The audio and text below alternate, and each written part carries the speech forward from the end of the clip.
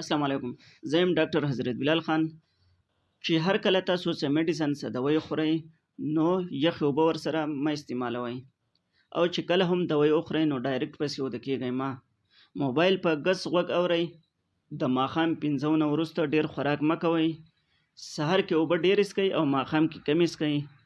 د اوده کېدلو او د خوب بهترین او صحیح ټایم د ماښام 10 بجو نه سهار 4 بجو پورې دی. چې کله هم موبایل بیټري د چارج اخري کرښې ته ورسي نو خبرې پې مه کوئ، دا صحت دپاره ډیر خطرناک وي. روزانه یو مڼه خورئ نو صحت به انشاءالله ټیک وي. روزانه 5 بادام خورئ نو انشاءالله کینسر نه به محفوظ وي. روزانه یو لیمبو خورئ نو انشاءالله چربي نه به محفوظ وي. روزانه یو ګیلاس پیس کوئ نو انشاءالله د هډوکو مضبوطوالی به راځي. روزانه 4 کجورې خورئ نو انشاءالله کمزورتیا به نه راځي. روزانه 8 ګنټې